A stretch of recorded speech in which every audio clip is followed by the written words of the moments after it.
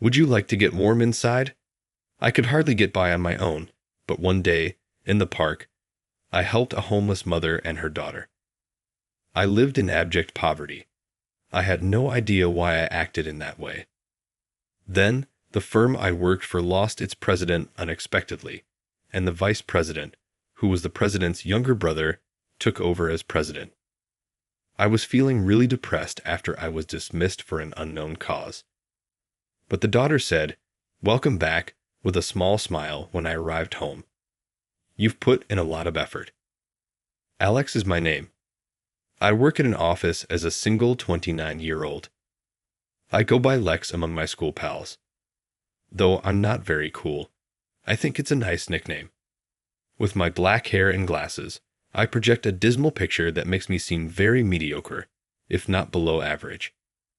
I don't actively interact with people, although I can be thoughtful of others. Above all, my living conditions tell you that I am impoverished. In my opinion, my place is worse than that of a struggling college student. My rent for this cheap flat is only $130 a month. Though there isn't a wall dividing the two rooms, the apartment is really just one large space. The fact that the toilet and bathroom are apart is only due to the age of the structure. The floor is old, the rooms are thinly divided by thin walls, and the kitchen is small. Even somewhat loud voices can be plainly heard, albeit it's not like you can hear every sound. There is hardly any privacy. I hear a couple arguing next door right now. It's intolerable since it's not just arguments. Sometimes I can hear their private moments. In addition to the sounds of the neighbors, I can hear loud music coming from open windows outside and the sounds of illegally modified bikes. I therefore retreat to my room to decompress during these boisterous periods. Even though I don't yell or shout, talking angrily to myself at a reasonable volume makes me feel a little better. Verbally releasing my pent-up worry lifts my spirits. I find it more satisfying to express it aloud, but some people feel putting it down is good. It's free, and the very mention of it lifts my spirits. Give up the loud noises already. I'm not shouting, so no one is bothered, and my neighbors probably don't even notice. But at my age, one subject that often comes up is what's known as the marriageable age. Yes, please, I would like a girlfriend. Not that it's something to boast about, but in my 29 years, I have never had a girlfriend. I can't now afford to have a partner, but some of my peers already have children. I don't have the money to support her, even if I did. My student loan debt is the main source of my extreme poverty, and I'm barely making ends meet on a job that barely covers my living expenses. Becoming a parent seems like a far-off dream. At the workplace, despite my struggles, I'm seen as a hard-working employee who completes tasks on time. When I got to work one day, I saw some coworkers chatting. James, one of my coworkers, rushed over to ask me what was going on. "Alex, there's been an incident." An incident? I had assumed there might have been embezzlement, but that was not the case. The president passed away suddenly. What? But as of yesterday, he was okay. That's why it's a sudden death. Mr. Bellamy, the president, had a distinguished appearance and was a dapper gentleman. He appeared to be an industrious man and always had a straight gait while wearing a suit. He appeared to be alert and steady on his feet, giving everyone in the office the impression that the company was still safe. I had seen him about the office a few times. Thus, everyone believed the company was in capable hands. Who you think will be the next president? Well, there's probably going to be him, based on the hierarchy. Him.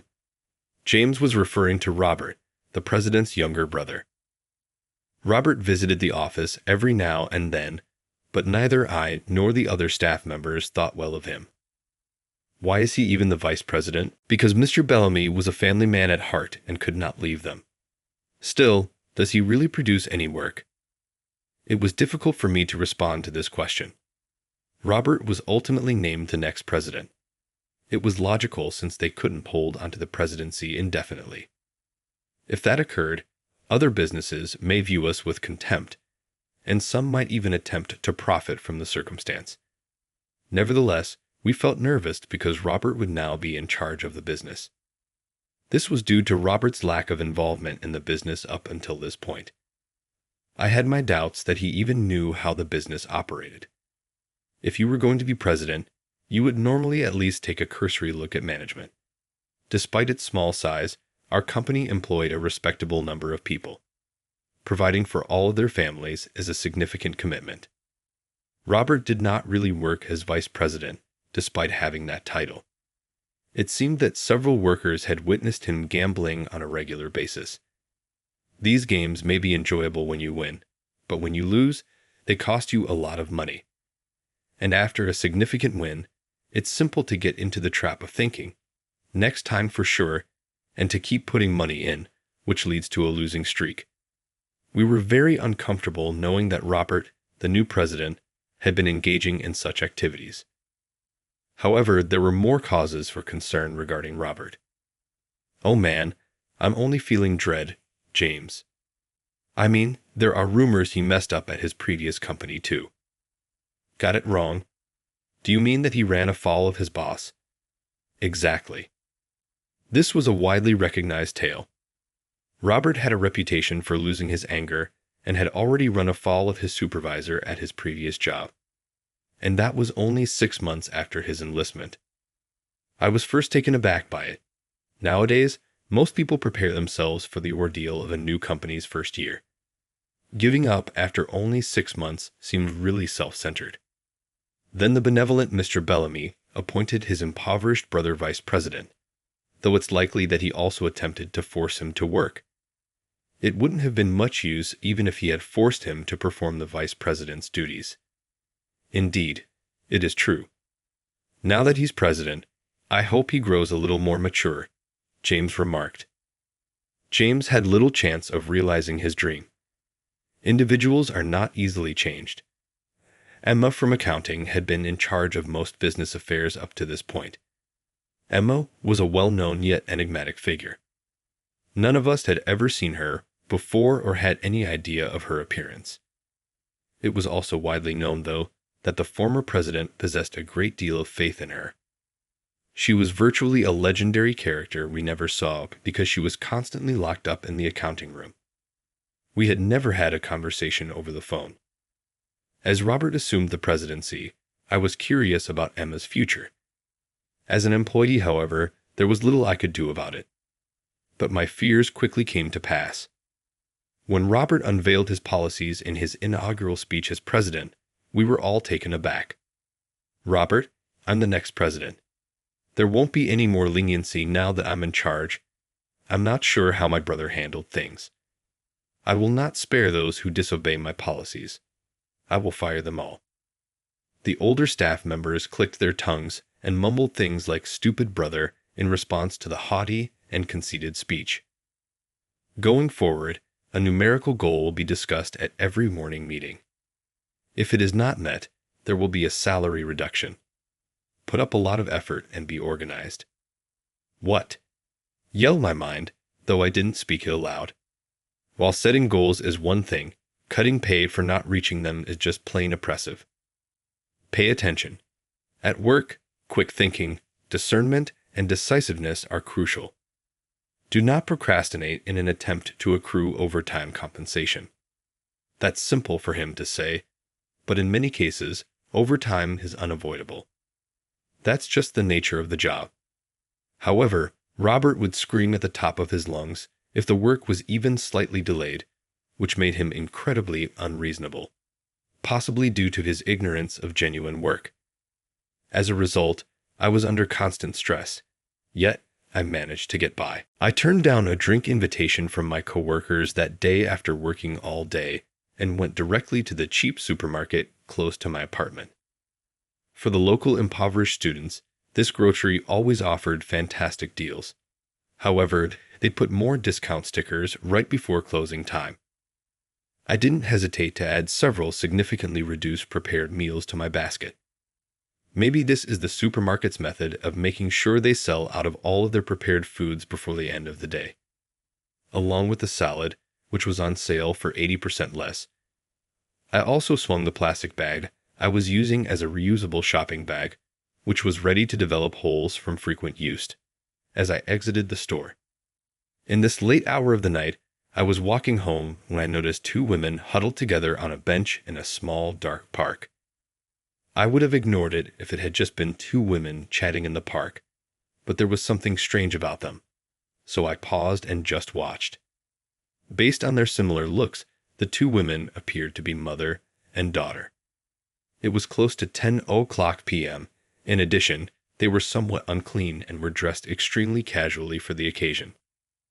I walked carefully into the park, listening to their chat while feigning to get a warm drink from the nearby vending machine. "Mom, I'm cold." "It's all right. Just get closer and snuggle." "Thanks, it's much better now."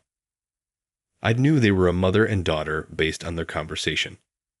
It appeared like the mother was in her early 50s and the daughter was in her 20s.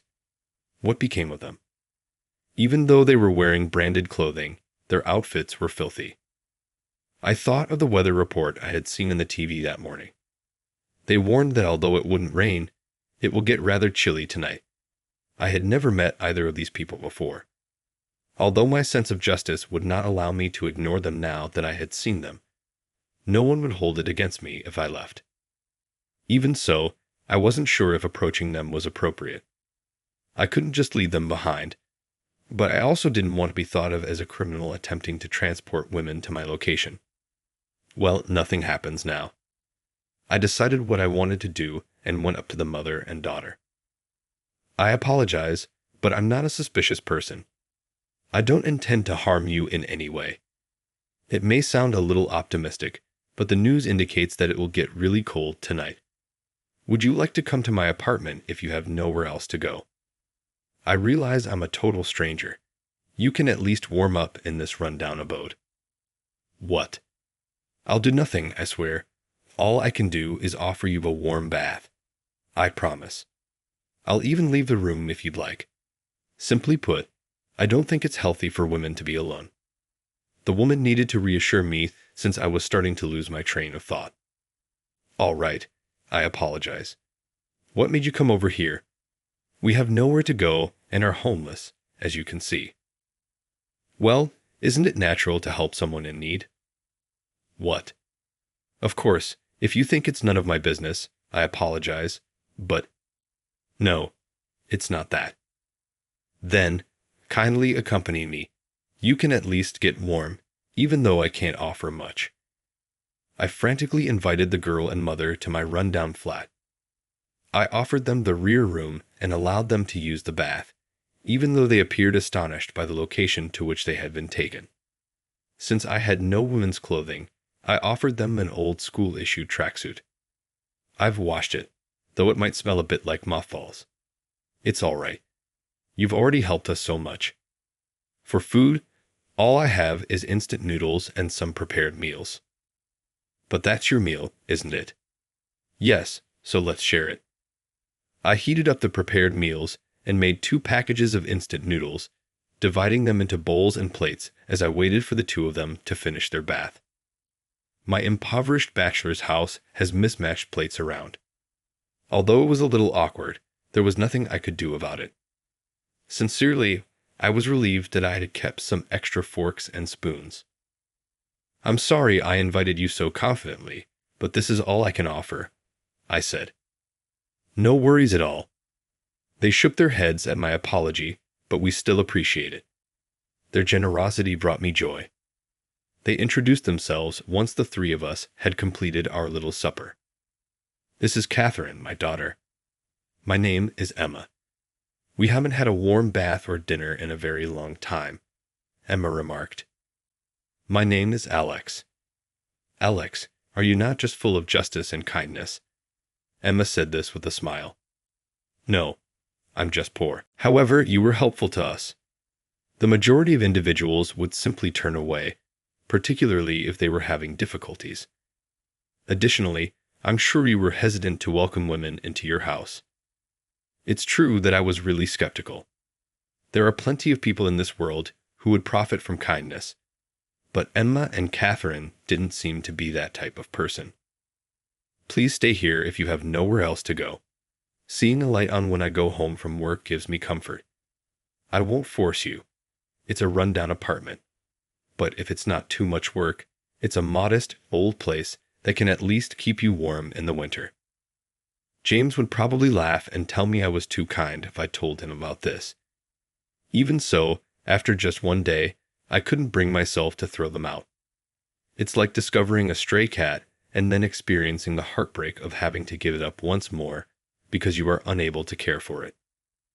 Emma and Catherine glanced at each other, paused to consider, then turned to face me and said, "We'll accept your hospitality," grinning with relief.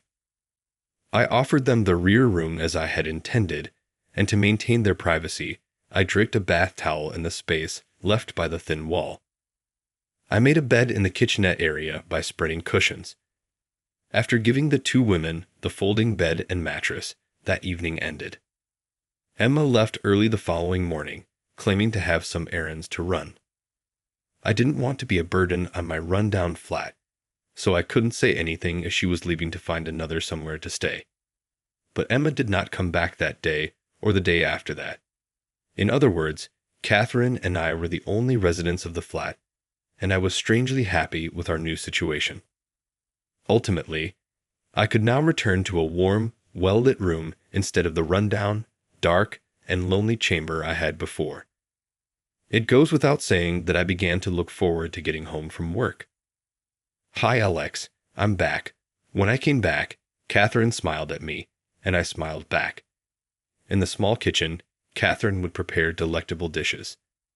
There weren't many ingredients in the fridge, so on my way home, I'd pick up whatever seemed like it was needed from the regular cheap grocery, and she'd make it into a meal. It was like magic to me. It became a turning moment in my life to have someone wait for me when I returned home. I became aware of the value of people supporting one another after meeting Catherine. I was shocked to see Catherine at work a few days after it started to become the standard for her to be there when I got home. What the hell is this? On my desk, there was a piece of paper.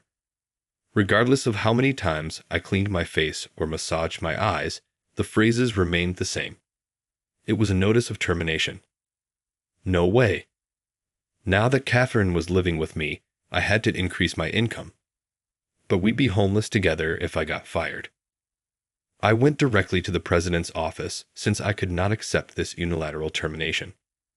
Robert was sighing heavily as I loudly knocked twice and opened the door without waiting for a response. "Robert, are you there too?" How annoying. "What?" Not sure why I was there, I asked him, not understanding his statement. "Robert, what is the meaning of this?" "I don't know, but isn't this termination notice from you?" I gave him a hard slap on his desk for being fired. Throwing a couple more notices of termination onto his desk, Robert appeared irritated. "You're the fifth person today." "What?" "Yes, 4 more workers have just barged in carrying similar termination notices. I cannot recall releasing any of them." "Is that true?" What good would it do me to lie? I scowled at Robert's irritated response. Robert would not gain by my termination. But then, who was giving the workers these notices of termination? I had never been a huge problem for anyone, nor had I ever inspired hatred or resentment in others. Well, this is real, though. What? Robert grabbed the notice of termination bearing my name off the desk while I was still in astonishment. And before I could stop him, he stamped it with his permission. "Wait, please." "Don't wait. This serves as formal notice of termination. Gather your belongings and exit the business. Presumably, one of the executives is phoning the ineffective ones." Robert then chowed me down like a beast outside the workplace. When I got back to my desk, I saw James was furious and had received a notice of termination as well. James, however, laughed about it because he had been thinking about changing jobs since Robert became president and thought this was an excellent opportunity. Envious of James' upbeat disposition, I packed away my desk. Catherine gave me her regular greeting when I got home.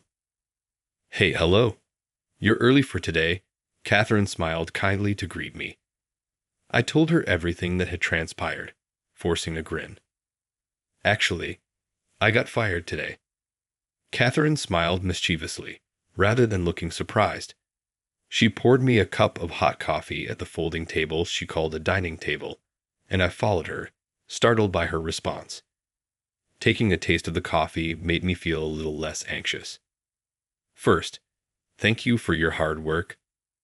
No, it's...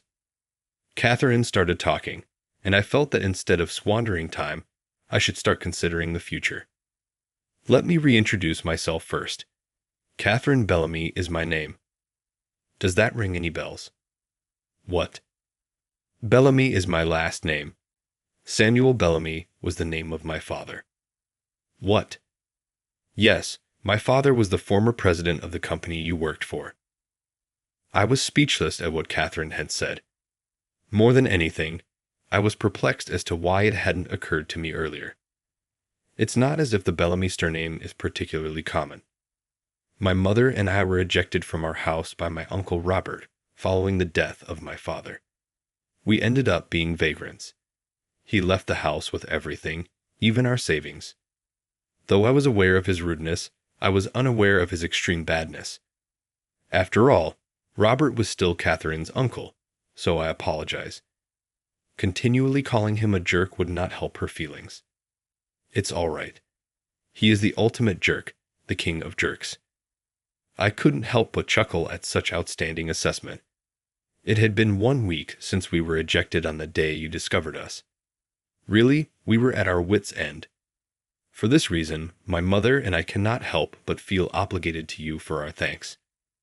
You deserve all of that, Alex. Our decision is to exact revenge on Robert. Revenge. I got shares from my father, which he doesn't even know I own, although he could not know that. It's demonstrated by the fact that she wasn't dismissed first. My understanding of Catherine's words was incomplete. When she said Emma was dismissed, what did it mean? My mother Emma works at the company as an accountant. What? Not at all. I had no choice but to speak up. My father had total faith in my mother's accounting abilities despite the fact that my parents were no longer married. Although their relationship didn't work out, they made excellent business partners. I recalled hearing gossip that Emma, who Mr. Bellamy trusted, was also well liked by the managers. They used to claim the business would be oak as long as Emma took care of the bookkeeping. Emma probably stayed hidden in the accounting room because she didn't want anyone to find out that she was managing her ex-husband's accounts. She most likely wished to prevent any needless hassles in light of their divorce. My mother has made all the arrangements over the last 3 days. In an attempt to close the business without Robert realizing, she has started firing staff members one by one. Looking back, as you say, there were undoubtedly indicators.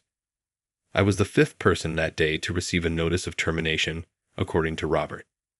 His demeanor suggests that he must have also gotten termination letters from multiple other employees. After the new company is established, my mother intends to rehire everyone she let go of. The shares are what I own. Robert is not qualified to lead the business. Catherine grinned and had a leader's confidence. Although she seemed like a kind woman to me, she turned out to be really amazing. There was a stir in the workplace a few days after this chat. What? Are you letting me go? This is absurd. That day's meeting saw the board of directors decide to fire Robert with unanimous consent. The board's decision was final and could not be changed. Robert, you can either come work for me or get a new job on your own. What will it be then? You believed in quick thinking, sound judgment, and decisiveness, as I seem to remember. Make a decision quickly. Robert immediately announced his departure from the company as a result of Catherine's pressure. Considering that he had just been at the top of the organization the day before, he must have detested the thought of working under his niece. He has pride in the wrong areas, which makes him a genuine problem. Nevertheless, Robert struggled and was unable to obtain a new employment. Reluctantly, Catherine agreed to keep him on staff as a handyman since she felt bad for him. You're quite generous, Catherine. I believe I'm a fool too, but perhaps my father's genes ran in my family. Perhaps I'll come to regret it as well." Catherine grinned, her eyes dazzling. For my part, Catherine and I eventually started dating after moving into the same room. To put it briefly, Catherine and I have started dating. I've finally broken the habit of never having a girlfriend. I could have danced with delight. I was so happy. Although Catherine expressed her satisfaction with remaining in this apartment, I thought of transferring to a larger home. She expressed her enjoyment of the warmth and intimacy it offered. Though our lifestyle isn't very opulent, we'll manage as long as we help one another. I think so, and I'm going to stay with her going forward.